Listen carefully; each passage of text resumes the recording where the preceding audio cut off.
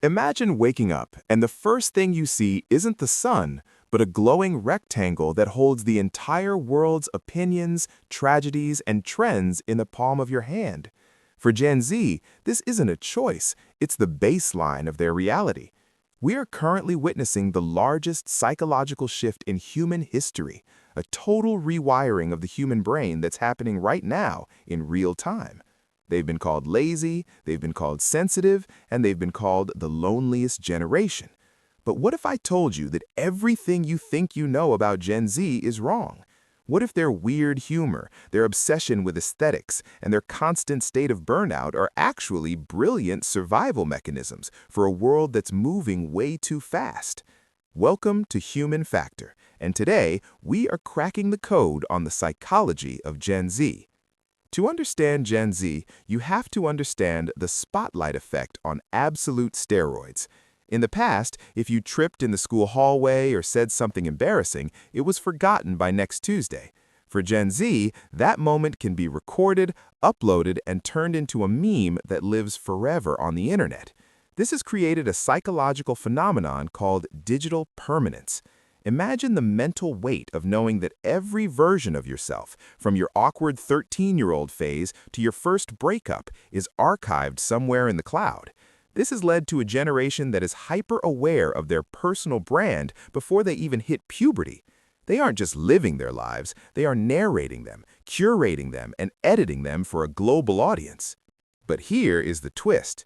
While previous generations used social media to show off their perfect lives, Gen Z has done a complete 180. They've started a war on fake. Have you noticed how the most popular creators right now are the ones who look like they just rolled out of bed? There's a psychological craving for authenticity because they've been drowned in filters since they were toddlers. They can spot a corporate ad or a disingenuous apology from a mile away. Their BS detector is the most advanced we've ever seen. This is why cringe is the ultimate social death sentence. To be cringe isn't just to be embarrassing, it's to be performative or try hard. In the Gen Z mind, being raw is the only way to be real. Now, let's talk about the elephant in the room, Gen Z humor. If you've ever looked at a Gen Z meme and thought, I have absolutely no idea what is happening here, you aren't alone. Their humor is often described as neo-Dadaist or absurdist. It's fast, it's chaotic, and it often makes zero sense. But psychologically, this is a coping mechanism. This is a generation that grew up with a 24-hour news cycle screaming about climate change, economic collapse, and a global pandemic.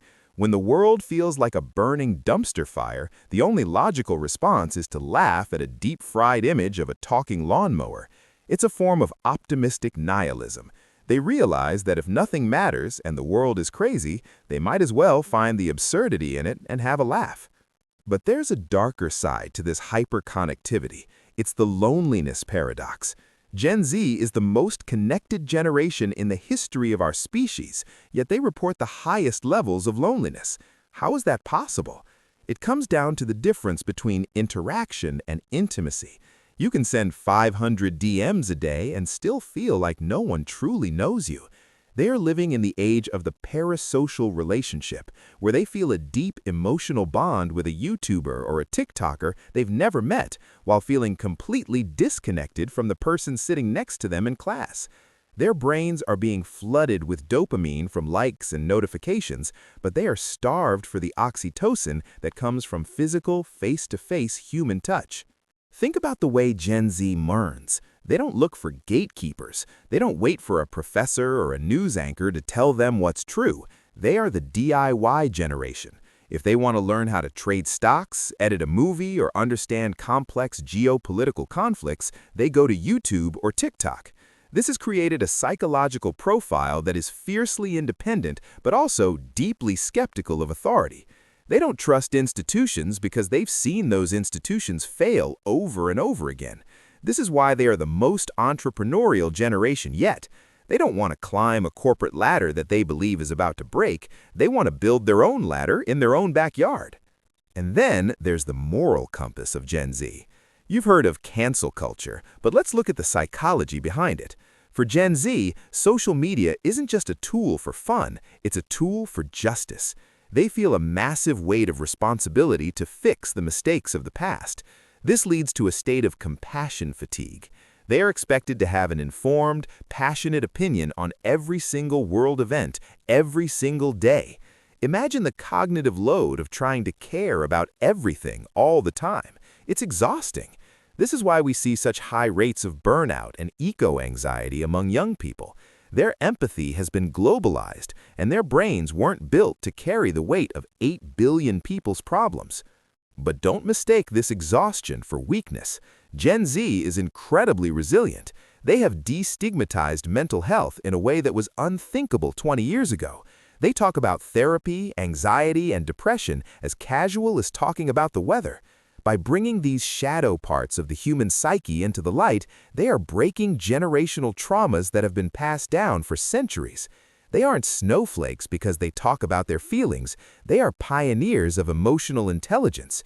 They are demanding that the world around them, their workplaces, their schools, their relationships, becomes more human. So, what does this mean for the future? We're looking at a world that is becoming more transparent, more fast-paced, and more emotionally open. Gen Z is forcing us to ask the hard questions. Why do we work the way we do? Why do we value what we value? They are the human factor in a world that is becoming increasingly automated. They are the ones who are going to decide how we balance our digital lives with our biological needs.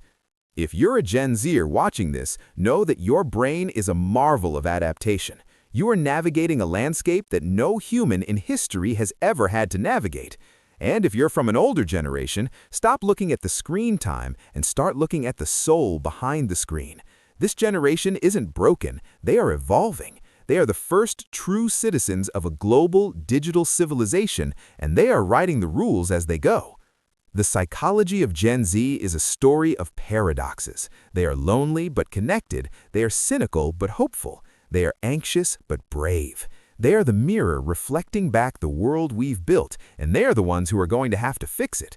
So next time you see a teenager filming a dance in public or using slang you don't understand, don't just roll your eyes. Look closer. You're seeing the future of the human mind in action.